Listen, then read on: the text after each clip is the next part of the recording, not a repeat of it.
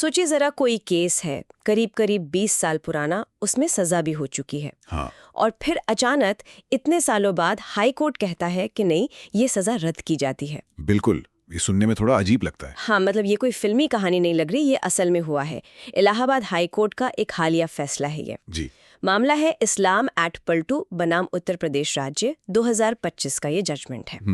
आज हम इसी केस की परतें खोलने की कोशिश करेंगे और इसके लिए हम इलाहाबाद हाई कोर्ट के इसी फैसले के कुछ हिस्सों को देखेंगे। ठीक है। समझने की कोशिश ये रहेगी कि आखिर क्यों ये सजा रद्द हुई, और इसमें ना कानून का एक बहुत मतलब बेसिक सा लेकिन बड़ा जरूरी सिद्धांत है। हाँ, कि कानून पीछे जाकर लागू नहीं होता आमतौर पर। बिल्कुल, जिसे रेट्रोस्पेक्टिव इफेक्ट कहते हैं, वो नहीं होता। तो हम देखेंगे कि कैसे नाबालिगों और शादी से जुड़े कानून में एक बड़ा बदलाव तो आया। हाँ, आया। लेकिन उस बदलाव का समय, वो टाइमिंग इतनी जरूरी क्यों साबित हुई इस केस में, वो भी अपहरण, रेप जैसे मतलब गंभीर आरोपों के संदर्भ में। हाँ, ये टाइमिंग वाला एंगल बहुत महत्वपूर्ण है इसमें। तो चलिए शुरू करते हैं फिर इस कानूनी गुत्थी को सुलझाना। बिल्कुल। तो सबसे पहले एकदम जड़ पे चलते हैं, हुआ क्या था।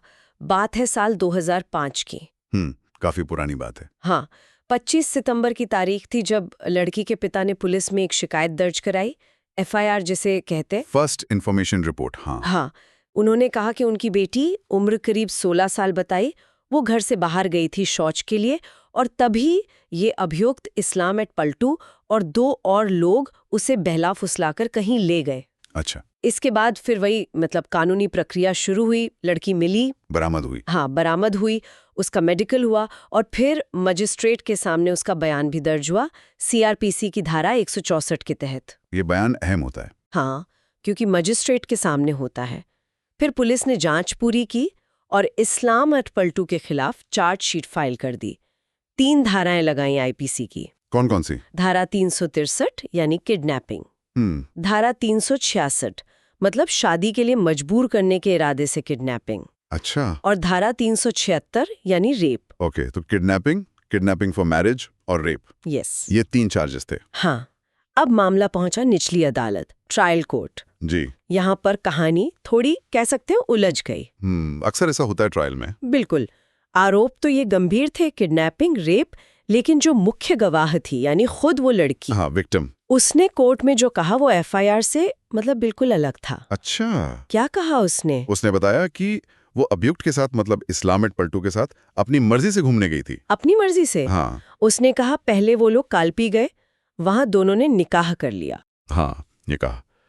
और फिर वहां से वो लोग भोपाल चले गए और भोपाल में करीब 1 महीने तक किराए के कमरे में रहे, पति पत्नी की तरह। अरे, ये तो पूरा केस ही पलट गया। हाँ, बिल्कुल। अब ट्रायल कोर्ट के जज साहब के लिए मुश्किल खड़ी हो गई। जाहिर है। एक तरफ तो ये लड़की का बयान था कि मर्जी से गई, निकाह किया, साथ रही।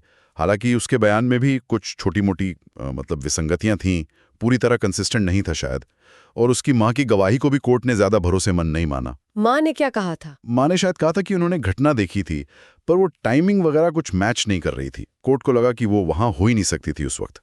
अच्छा। लेकिन दूसरी तरफ, और ये पॉइंट सबसे अहम था ट्रायल कोर्ट के लिए, वो थी लड़की की उम्र। हाँ, वो तो FIR में 16 साल बताई थी। बिल्कुल, और सारे रिकॉर्ड्स, मेडिकल जांच सब यही कह रहे थे कि घटना के टाइम वो 18 साल से कम की थी।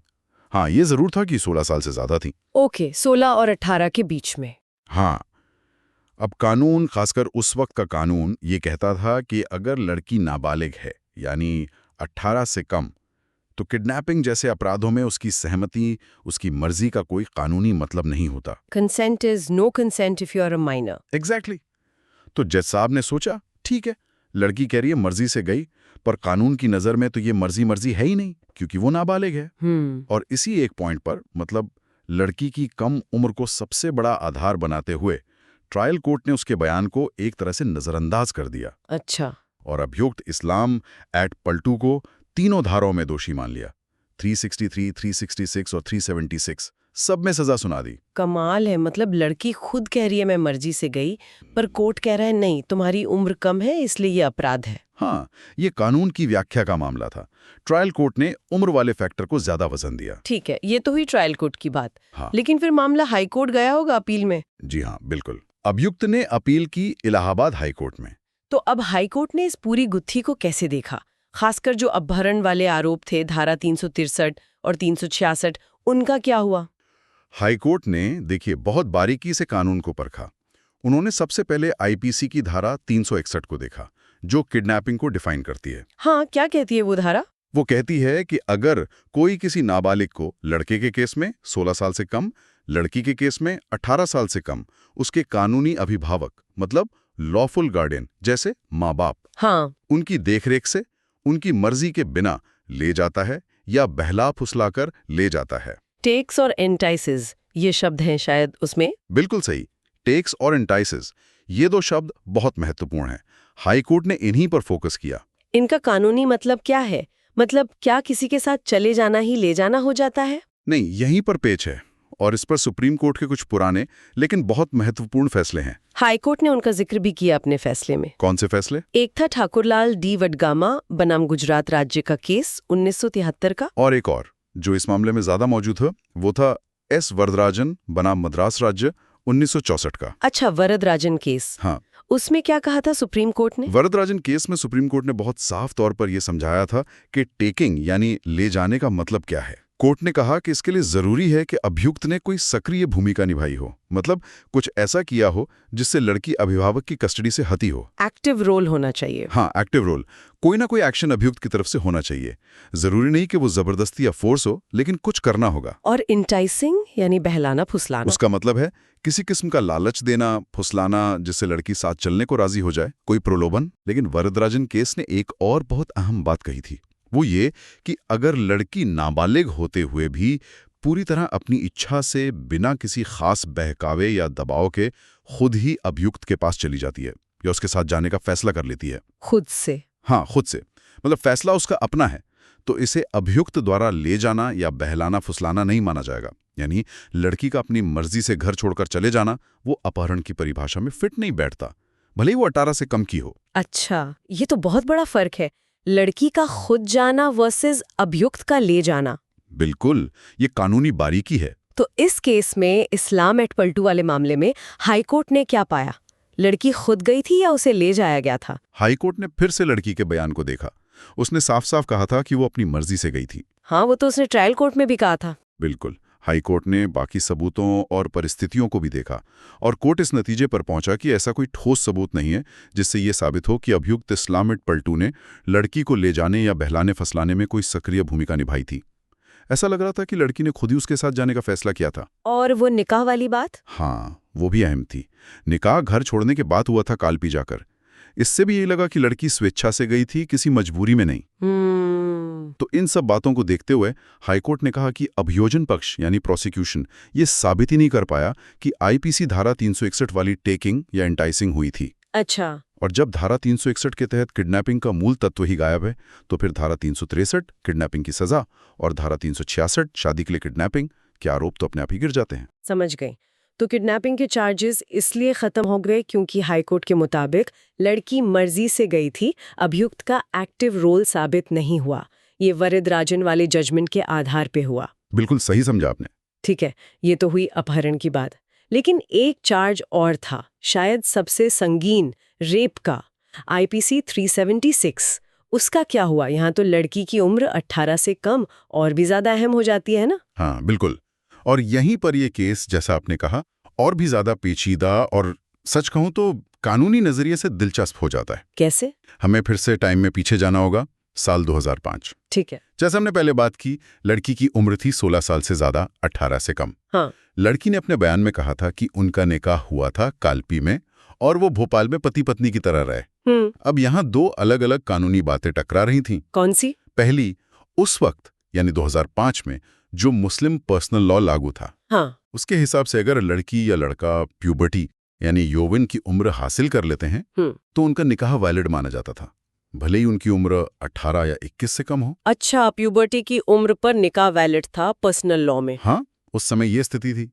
और लड़की के बयान से लग रहा था कि निकाह मर्जी से हुआ था। ठीक है, ये हुई एक बात। और दूसरी बात, और ये इस केस के फैसले के लिए सबसे ज्यादा महत्वपूर्ण साबित हुई, वो थी उस समय की आईपीसी की धारा 375। ये धारा रेप को डिफाइन करती है? हाँ, इस धारा 375 में उस वक्त एक अपवाद 2 यानी एक्सेप्शन 2 हुआ करता था। एक्सेप्शन 2 वो क्या था? वो अपवाद ये कहता था कि अगर कोई आदमी अपनी ही पत्नी के साथ यौन संबंध बनाता है और पत्नी की उम्र 15 साल से कम नहीं है तो उसे रेप नहीं माना जाएगा। 1 मिनट, मतलब अगर पत्नी 15 साल या उससे ज्यादा की है तो पति का उसके साथ सेक्स करना रेप नहीं था, भले ही वो 16 या 17 साल की क्यों ना हो? बिल्कुल, यही था कानून 2005 में। उम्र सीमा 15 साल थी, 18 नहीं। ये तो आज के हिसाब से सोचें तो बहुत अजीब लगता है। हाँ, आज शायद ये स्वीकार्य ना हो, लेकिन उस वक्त यही कानूनी स्थिति थी। अब इस मामले में देखिए, लड़की की उम्र कितनी थी? 16 से ज्यादा, यानी 15 साल की सीमा से ऊपर।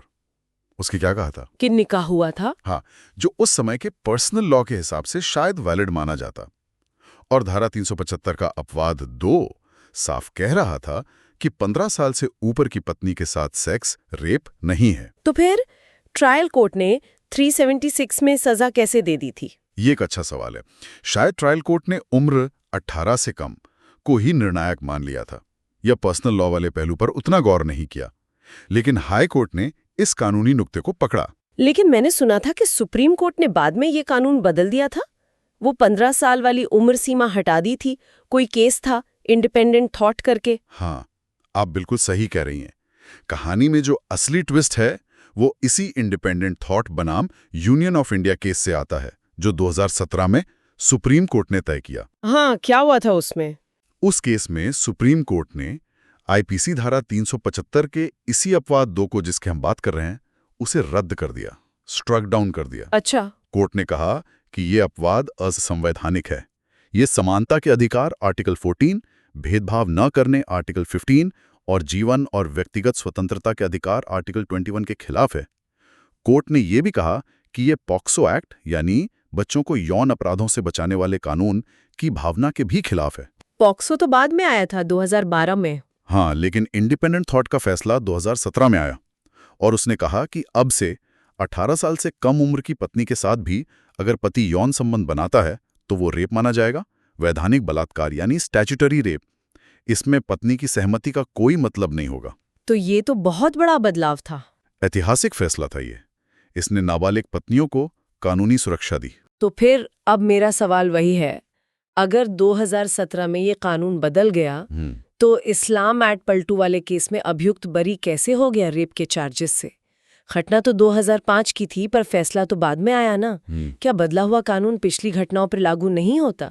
एग्जैक्टली यही इस पूरे मामले का आप कह सकती हैं दिल है, the crux of the matter. Supreme court ने जब इंडिपेंडेंट थॉट का फैसला सुनाया 2017 में, तो उन्होंने एक बात बहुत साफ कर दी थी। क्या? उन्होंने कहा कि ये जो फैसला है, ये जो कानून में बदलाव हम कर रहे हैं, ये भविष्यलक्षी होगा, प्रोस्पेक्टिव होगा, पूर्वव्यापी रेट्रोस्पेक्टिव नहीं। भविष्यलक्षी प्रोस्पेक्टिव और पूर्वव्यापी रेट्रोस्पेक्टिव, इनका आसान मतलब क्या है? आसान भाषा में भविष्यलक्षी या प्रोस्पेक्टिव का मतलब है कि कानून या फैसला सिर्फ आने वाले समय पर लागू होगा, यानी जिस तारीख को फैसला सुनाया गया 11 अक्टूबर 2017, उसके बाद होने वाली घटनाओं पर। अच्छा, आगे के लिए। हाँ। और पूर्वव्यापी या रेट्रोस्पेक्टिव का मतलब होता है कि कानून या फैसला पीछे जाकर, यानी अतीत में फैसला आने से पहले हो चुकी घटनाओं पर भी लागू होगा।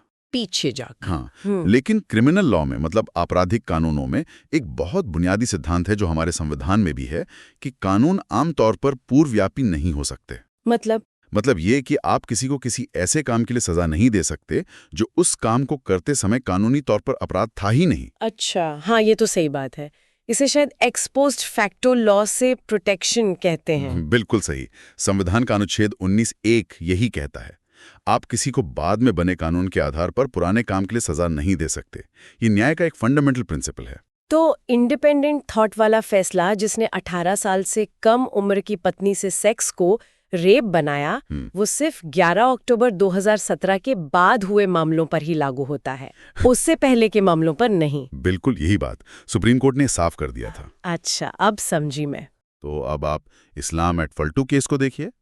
घटना कब की थी? 2005 की, जो कि 2017 से बहुत पहले है। तो हाई कोर्ट ने कहा कि भाई, हम इस केस में 2017 का इंडिपेंडेंट थॉट वाला बदला हुआ कानून लागू कर ही नहीं सकते।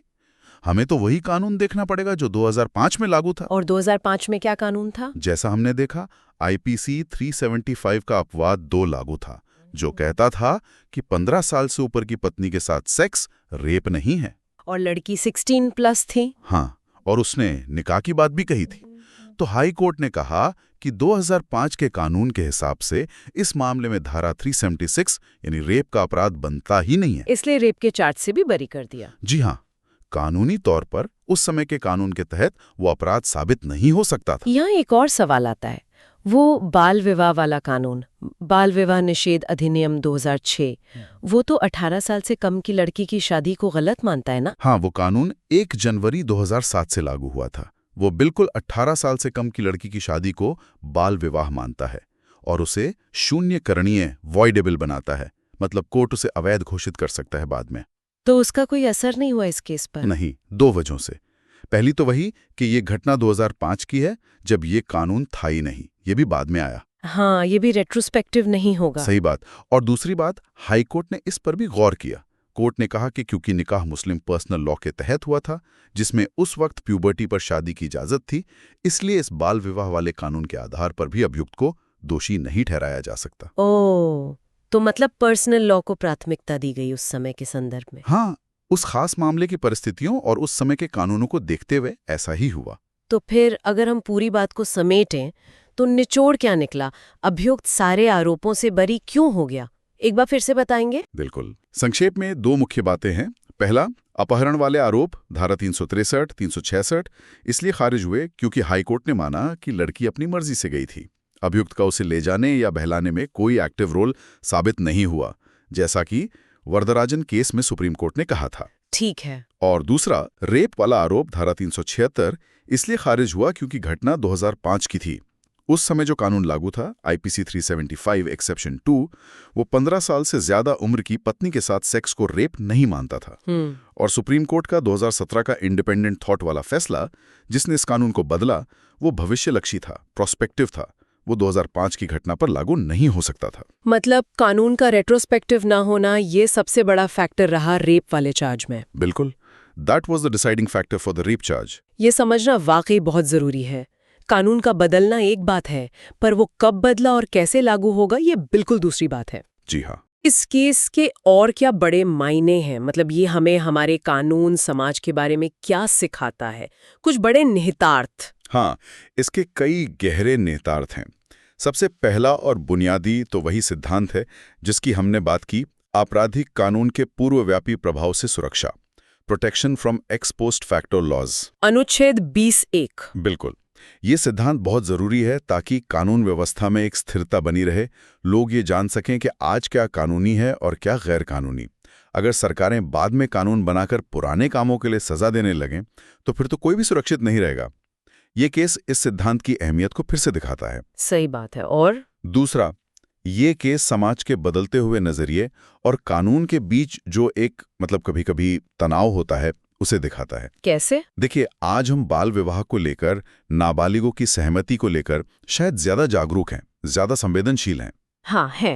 और इंडिपेंडेंट थॉट जैसा फासला इसी बदलते नजरिए का नतीजा है। लेकिन कानून को लागू करने के अपने सिद्धांत हैं, जैसे कि उसका भविष्यलक्षी होना। तो कई बार ऐसा होता है कि जो काम आज हमें नैतिक रूप से गलत लग सकता है, वो शायद उस समय के कानून के हिसाब से अपराध ना रहा हो, और अदालत को उसी पुराने कानून के हिसाब से फैसला देना पड़ता है, क्योंकि वो रेट्रोस्पेक्टिव नहीं जा सकते। ये एक दुविधा जैसी स्थिति है। बिल्कुल। और तीसरा, ये केस ये भी दिखाता है कि हमारी कानूनी प्रणाली कितनी जटिल है। इसमें कई तरह के कानून एक साथ चलते हैं, जैसे आईपीसी है, फिर अलग अलग समुदायों के अपने पर्सनल लॉ हैं, जैसे मुस्लिम पर्सनल लॉ इस केस में था। हाँ। फिर खास मकसद से बने कानून हैं, जैसे बाल विवाह निषेध अधिनियम या पोक्सो एक्ट। और अदालतों को इन सब के बीच तालमेल बिठाकर इनकी सही व्याख्या करके फैसला करना होता है, जो हमेशा आसान नहीं होता। इस केस में भी आईपीसी, पर्सनल लॉ, फिर बाद में आया बाल विवाह कानून और इंडिपेंडेंट थॉट का फैसला, इन सबको एक साथ रखकर देखना पड़ा। तो मतलब अदालत को उस टाइम मशीन में बैठकर 2005 के कानून के चश्मे से ही देखना पड़ा, भले ही आज 2025 में नजरिया बदल गया हो। बिल्कुल। कानून की नजर में उन्हें वही करना था जो उस समय के कानून के हिसाब से सही था। और यहीं से शायद वो एक विचार करने वाला सवाल उठता है ना। कौन सा सवाल? कि जब समाज की सोच जैसे बाल विवाह पर या सहमति की उम्र पर कानून बदलने की रफ्तार से या उसके लागू होने के तरीके से ज़्यादा तेज़ी से बदल जाती है तो हमारी न्याय प्रणाली के सामने क्या चुनौतियां आती हैं? ये तो है।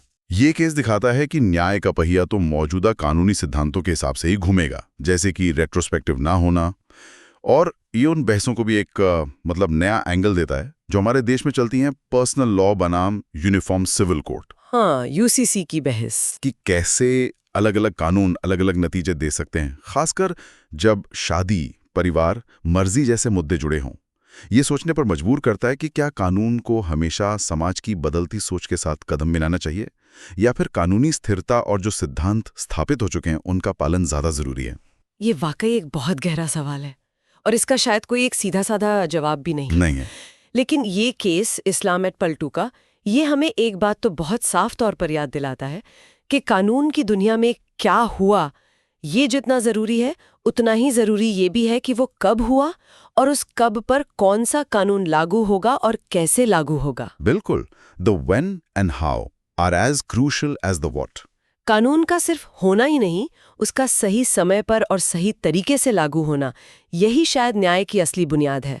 इस पूरी चर्चा से ये तो साफ हो गया कि ये कानूनी बारीकियां कैसे किसी मामले का रुख पलट सकती हैं। जी हाँ। हमारे साथ इस कानूनी गुत्थी को सुलझाने के लिए और इतनी गहराई से जानकारी देने के लिए बहुत बहुत शुक्रिया। शुक्रिया।